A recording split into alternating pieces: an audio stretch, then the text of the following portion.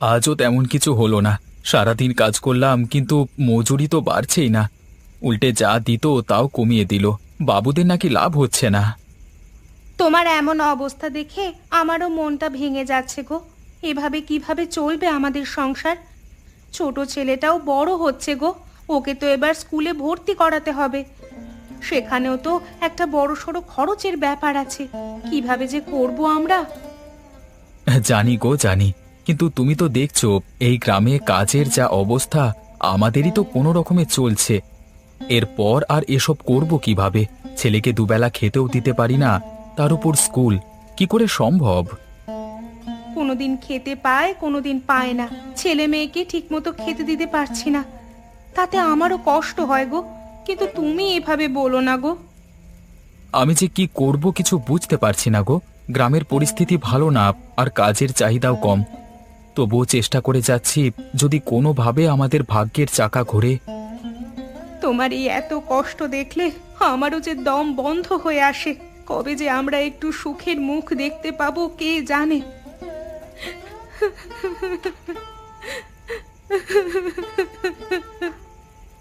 তুমি এভাবে কেঁদো না। সবার দিন সারা জীবন একরকম যায় না গো।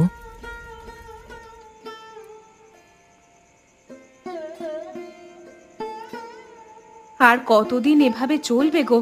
দিন যায় দিন আসে, তবু আমাদের অভাব তো যায় না। জানি না গো কিভাবে চলবে। সারাদিন হাড় ভাঙা খাটুনি খাটি, তবুও সংসারে সচ্ছলতা আসে না। আমার চেষ্টার তো কোনো ত্রুটি থাকে না। তুমি চেষ্টা তো করছো, তবুও কিছুই হয় না। কখনো একবেলা খাই, কখনো একবেলা উপোস। ছেলেটাও খিদে পেটে শুয়ে থাকে। আমার যে এসব আর সহ্য হয় না। মা হয়ে এসব দেখতে আমি পারি না আর। জানি, কিন্তু গ্রামের সবাই তো একই সমস্যায় আছে। কাজ পেতেও এখন এত কষ্ট হয়। কাজের মজুরি তলানিতে এসে ঠেকেছে। হাড় ভাঙা খাটনি, আর মজুরি পাই ওইটুকু। কতদিন আর চলবে এভাবে? আমাদের ছেলেটা তো বড় হচ্ছে, তার লেখাপড়া সবকিছুই থেমে যাচ্ছে। আমি অসুস্থ হয়ে পড়ে আছে, তার জন্য ওষুধ কিনতে পারছি না। এভাবে কেমন করে চলতে পারে? জানি গো, কিন্তু আমি তো আর সত্যি কিছু করতে পারছি না গো। অনেক চেষ্টা করছি, কিন্তু সত্যি তো কিছু হচ্ছে না।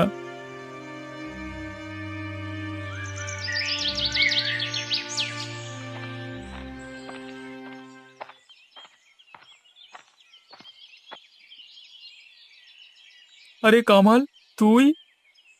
রফিক, অনেকদিন পর দেখা। কেমন আছিস? আছি একরকম। তোকে কি বলবো ভাই, এদিকে কাজ নেই, ঘরে খাওয়ার ব্যবস্থা নেই। তোর কি অবস্থা ওইদিকে? আমারও একই দশা রে। কাজের অভাব, টাকা পয়সা টানাটানি।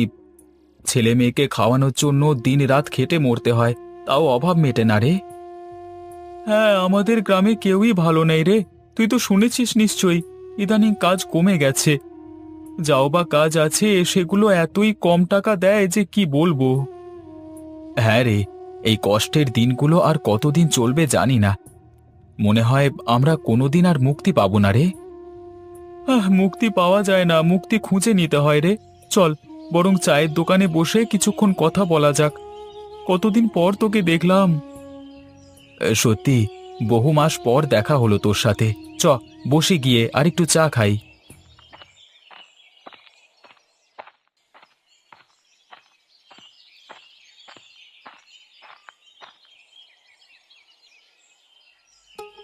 ভাই, 2 কাপ চা দাও তো। হ্যাঁ, দিচ্ছি ভাই, আপনারা বসুন।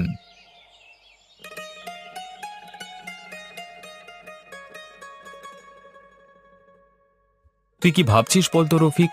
অভাব তো আমাদের পিছুই ছাড়ছে না।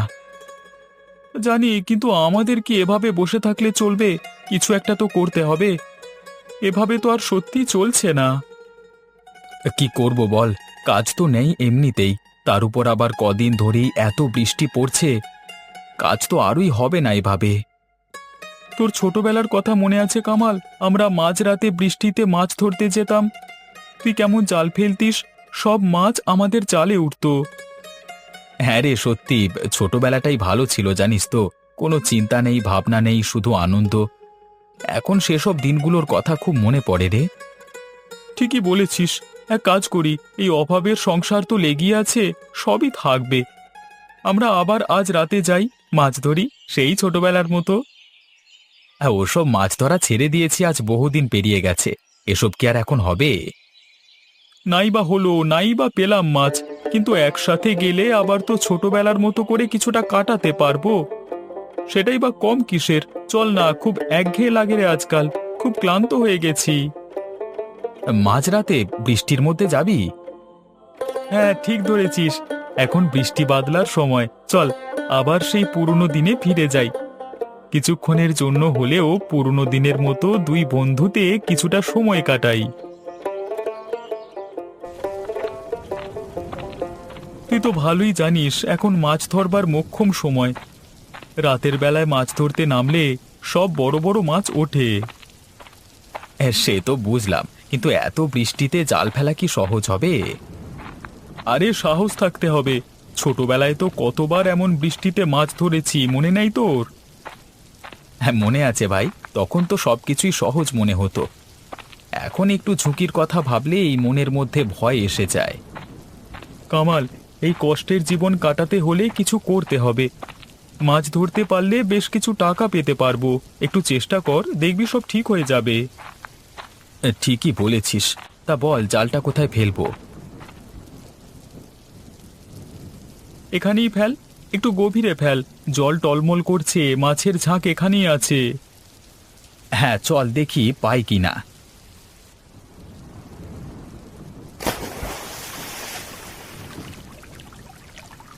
টান টান, বড় মাছ ফেসেছে মনে হচ্ছে। আরে হ্যাঁ, মনে হচ্ছে বেশ ভালো মাছ ধরতে পেরেছি। আরে টান টান, দেখি কি উঠেছে। আরে আরে দেখ, ইলিশ উঠেছে আজকে। হ্যাঁ ভাই, এত ইলিশ উঠবে ভাবতেও পারিনি। এত ইলিশ আমি কখনো দেখিনি রে। তোকে বলেছিলাম না, মাছ ধরা আমরা ভুলিনি। আরেকবার জালটা ফেলবি নাকি? তুই কি বলিস, ফেলি দেখি? হ্যাঁ, ফেল ফেল ফেল দেখি আরেকবার।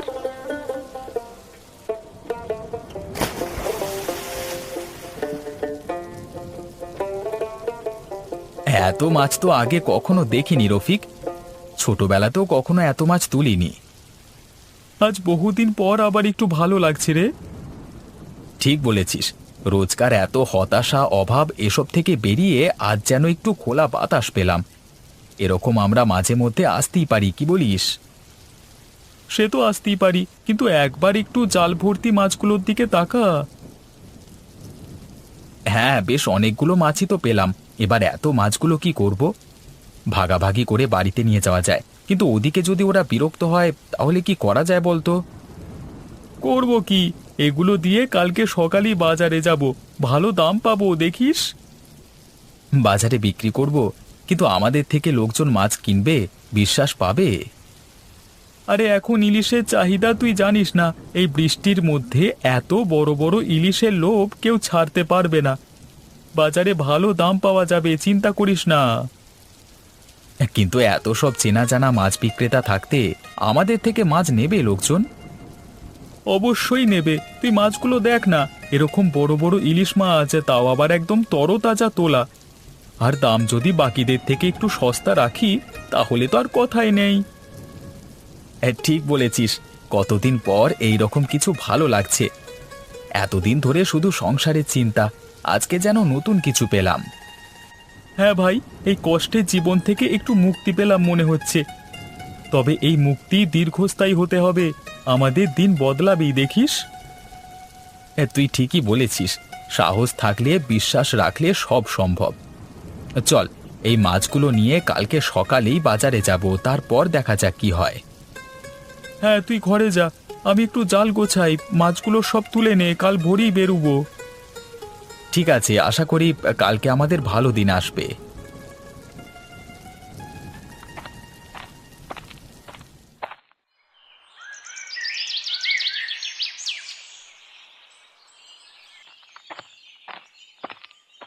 আজকে মনে হচ্ছে সত্যি ভাগ্য খুলবে রফিক। এত মাছ বয়ে নিয়ে যাচ্ছি, পিঠে ব্যথা হয়ে যাচ্ছে। হ্যাঁ, আজকে কষ্ট হলেও দেখবি সেই কষ্টের মোটা খেসারও তো পাবি আজকে, মিলিয়ে নিস।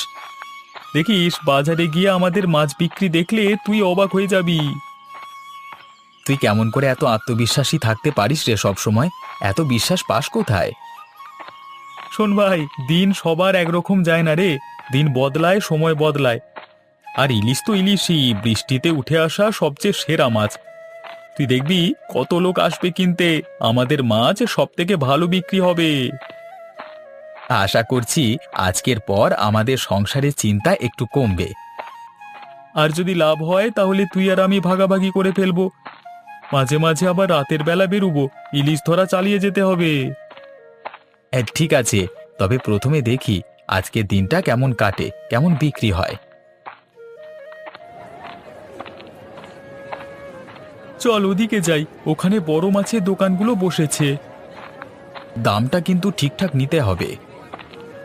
একদম ঠিক, চল কথা বলি।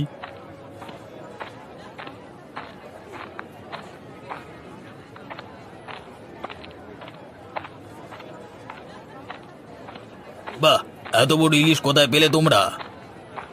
নিজেরাই ধরেছি, কালকে রাতের বৃষ্টিতে বড় বড় ইলিশ পেয়েছি আমরা। এর দাম কিন্তু ভালোই পাবে, চলো আমি কিনে নিচ্ছি। কত দেবে? না, এত ভালো মাছ এই দামে হবে না গো। এই রফিক, এত ভালো দাম দিচ্ছিল, তুই তবু না করলি কেন? সেই জন্যই না করেছি। ওরা যদি এত ভালো দাম দেয় তাহলে আমরা নিজেরাই যদি বসে বিক্রি করি তাহলে কত ভালো দাম পাবো ভাব। এদিকটা তো ভেবে দেখিনি। তাহলে কি করবি? আমরা নিজেরাই বিক্রি করব। চ, একটা ভালো জায়গা দেখে বসে পড়।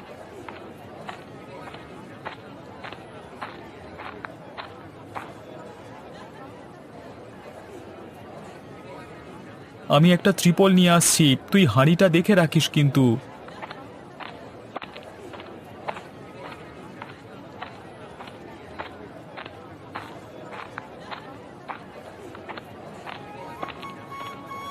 রফিক, মনে হচ্ছে আজকে ভালোই বিক্রি হবে। ইলিশ দেখে লোকজনের চোখগুলো কেমন চকচক করছে। দেখবি আমাদের এই মাছগুলো ছিনিয়ে নেবে সবাই, দামও ভালো পাবো।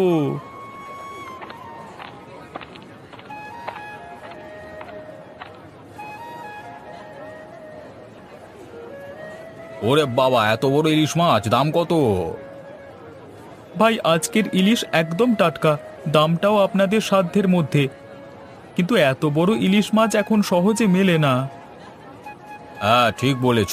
কত চাও? 150 টাকা কেজি। 150? এত কম দাম? ভাই, এই ইলিশ টাটকা, রাতে নিজের হাতে ধরেছি। এই বৃষ্টির মধ্যে নিজেরাই ধরেছি আমরা, তাই একটু সস্তায় দিতে পারছি। আচ্ছা ঠিক আছে, আমাকে 1 কেজি দাও। আমাকেও দাও, এমন ইলিশ পাওয়া মুশকিল। আমাকে 2 কেজি দিও কেমন? ঠিক আছে ভাই, তোমরা নিয়ে যাও, কালকে আরো আসবে। হ্যাঁ,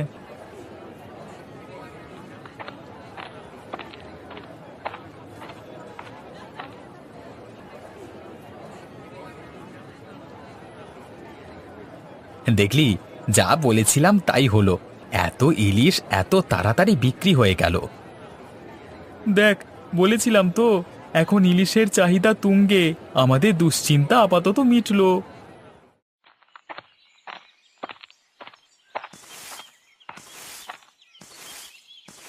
এই শুনছো, আজকে যা হয়েছে তা তুমি বিশ্বাস করতে পারবে না। কি হয়েছে গো? এতদিন পর তোমাকে এত খুশি লাগছে আজ? এ দেখো, এতগুলো টাকা। রাতের বৃষ্টিতে মাছ ধরতে গিয়েছিলাম রফিকের সাথে। যা মাছ পেলাম সব বাজারে বিক্রি করে দিয়ে এলাম। এতগুলো টাকা? সত্যি? আজ কি তবে সত্যি আমাদের ভাগ্যের চাকা ঘুরলো? হ্যাঁ, অন্তত কদিনের জন্য আমাদের একটু ভালো কাটবে। তবে ভাবছি এভাবে আবার চেষ্টা করব। আমার মনে হয় মাছ ধরলে এই অভাব দূর করতে পারবো। আল্লাহ তোমার উপর কৃপা করুক আল্লাহ। এতদিন পরে তোমার মুখে হাসি ফুটলো। আমাদের ছেলেটার জন্য একটু পেট ভরে খাওয়ার মতো রান্না করতে পারবো কদিন। আমি কালকে ভালোভাবে বাজার করে আনবো। ছেলেটাকে ভালো করে রেঁধে দিও কেমন? অনেকদিন না খেয়ে আধ পেটা শুয়ে থাকছে। আল্লাহ অনেকদিন পর আমাকে একটু শান্তি দিল আজ।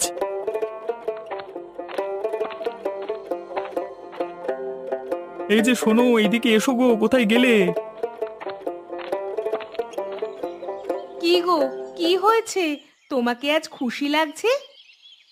আমরা রাতে মাছ ধরতে গেছিলাম, সেই মাছগুলো বিক্রি করে আজকে বেশ ভালো রোজগার হয়েছে, এই দেখো। এতগুলো টাকা? এত মাছ ধরলে কখন তোমরা? এই কালকে মাঝরাতে বৃষ্টির মধ্যে, আজকে ভাগ্য আমাদের সহায় ছিল, এত বড় ইলিশ ধরেছিলাম। বাজারে একটাও মাছ বাদ পড়েনি, সব বিক্রি হয়ে গেছে, কারাকারি করে লোকজন কিনেছে। আল্লাহ, আমাদের ভাগ্যে এমন দিনও ছিল। এবার থেকে সংসার একটু গুছিয়ে চলতে পারবো। হ্যাঁ, এখন থেকে আমরা মাঝে মাঝে মাছ ধরতে যাব বলে ঠিক করেছি। দেখবে কষ্টের দিনগুলো আবার একটু একটু করে সব বদলে যাবে। কাল তাহলে আম্মিকে নিয়ে একটু ডাক্তার দেখিও, শরীরটা কদিন ধরে খুব খারাপ। একটু ওষুধও জোটেনি এতদিন। হ্যাঁ হ্যাঁ, কালকে সকালে যাব, তুমিও যেও সাথে করে, কেমন?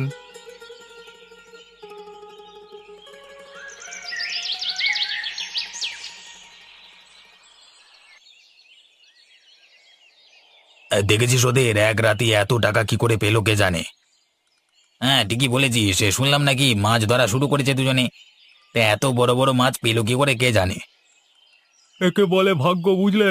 আমাদের তো এতদিনও ভাগ্যের শিকা ছিল না, আর ওরা এক রাতে মাছ বিক্রি করে এত টাকা লাভ করে ফেললো। হ্যাঁ, এমন ভাগ্য যদি আমাদের হতো, আমরাও তাহলে একটু টাকা পয়সার মুখ দেখতে পারতাম। দেমাগ দেখছো দুজনে, এর অহংকার যেন পাপ হচ্ছে না।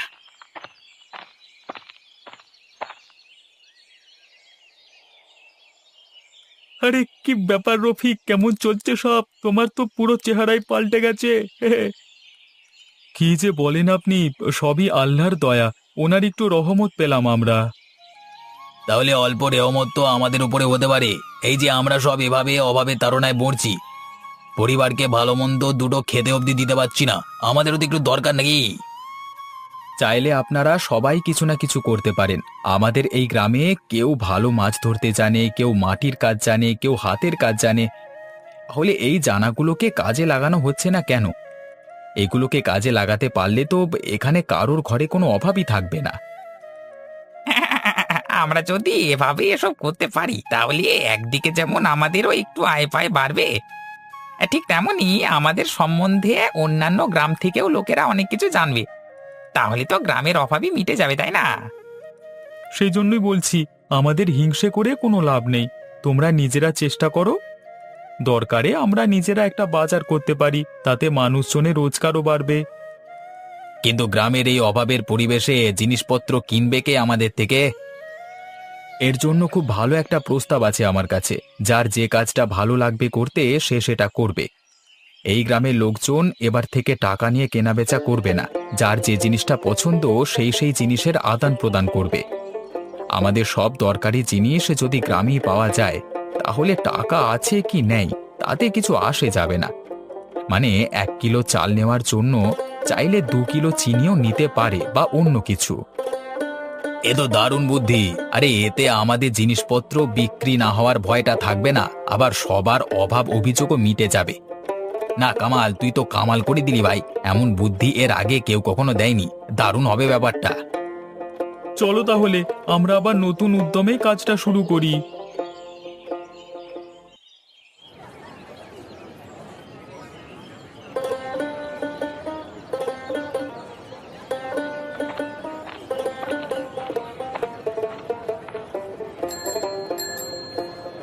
কি দেখছিস ভাই? দেখছি এই গ্রামটাকে, তোর একটা বুদ্ধি গ্রামটাকে আমূল বদলে দিল রে। অভাব সব রকম বুদ্ধির জন্ম দেয়, জানিস তো? এই অভাবটা তো আমরা সবাই দেখেছি, ভোগ করেছি। তাই আমরা যখন এর থেকে কিছুটা হলেও মুক্তি পেলাম, তাহলে বাকিদেরও কেন সাহায্য করব না? গ্রামটা তো সকলেরই। ওদের সবাইকে ঠিকঠাক রাস্তা দেখাতে পেরেছি, এটাই অনেক। ভবিষ্যতে যেটুকু সম্ভব হবে সেই সাহায্যটুকু করতে পারলেই হলো।